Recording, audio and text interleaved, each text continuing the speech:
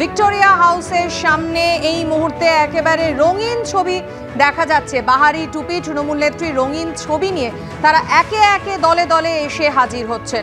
অন্যদিকে গত 2-3 দিন ধরে যারা শহরে এসে পৌঁছেছেন বিভিন্ন জেলা থেকে, তারাও আজ শহরের বিভিন্ন জায়গা থেকে মূল মিছিলগুলি করে বড় মিছিল করে তারা ধর্মতলার উদ্দেশ্যে আর কিছুক্ষণের মধ্যেই রওনা দেবেন। প্রতি মুহূর্তের ছবি আপনাদের সামনে রাখছি। এই মুহূর্তে ধর্মতলায় সরাসরি একবার চলে যাব।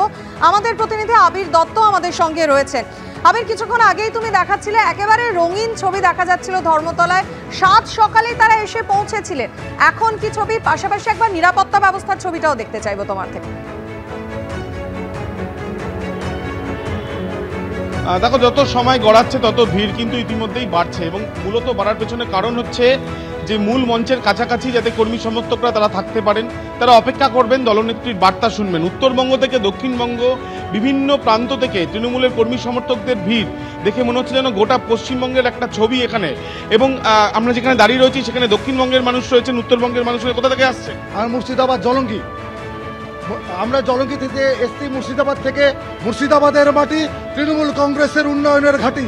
এবারে 2024-এর লোকসভা নির্বাচনে মুর্শিদাবাদে 3-3 উপহার দিয়েছি মমতা বন্দ্যোপাধ্যায়কে। যে রবিনহুড ছিল অধীর রঞ্জন চৌধুরী, সেই রবিনহুড অধীর রঞ্জন চৌধুরীকে আমরা মুর্শিদাবাদবাসী অধীর রঞ্জন চৌধুরীকে হারিয়েছি। আগামী দিনে আপনি কোথা থেকে? কোচবিহার থেকে স্যার। কোচবিহারে আমরা তৃণমূল কংগ্রেস জিতে, কোচবিহারের মাটি তৃণমূল কংগ্রেসের মাটি। কোচবিহার কংগ্রেসে বিজেপির পরাজয় হয়েছে। উত্তরবঙ্গে একমাত্র কোচবিহার জেলা রয়েছে, সেখানে আমরা জিতেছি। উত্তরবঙ্গে আমরা তৃণমূল কংগ্রেস জয় জয় হয়েছে।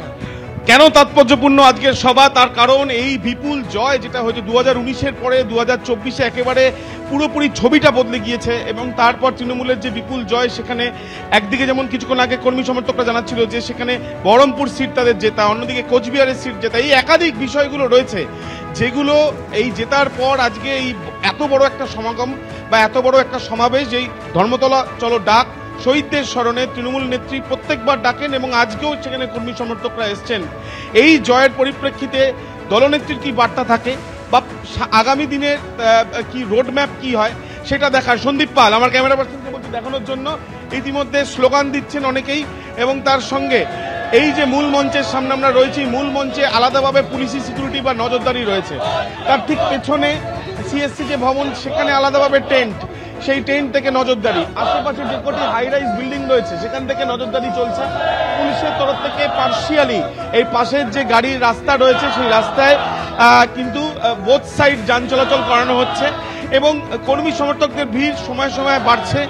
এবং রাত্রিবেলা থেকেও এখানে অনেকে ছিলেন। 2 দিন ধরে বিভিন্ন জেলা থেকে মানুষ আসছেন। তারা যারা মিছিল করে আসবেন সেই মিছিল চলাকালীন যাতে কোনো সমস্যা না হয় সেটা তারা দেখবেন। যে বাসগুলো আসছে বিটি রোড থেকে আরম্ভ করে হাওড়ার দিক থেকে বাস আসছে, উত্তর 24 পরগনা, নদিয়া, দক্ষিণ 24 পরগনা থেকে বাস আসছে। এছাড়াও দেখা যাচ্ছে যে হুগলি বা মুর্শিদাবাদ, যেমনটা এখানে আমরা দেখতে পাচ্ছিলাম মুর্শিদাবাদে জলঙ্গি থেকে তারা আসছেন, কোচবিহার থেকে ট্রেনে করে অনেকে এসছেন, আলিপুরদুয়ার, জলপাইগুড়ি থেকেও এসছেন। তারাও কিন্তু ইতিমধ্যে এখানে আসতে শুরু করেছেন।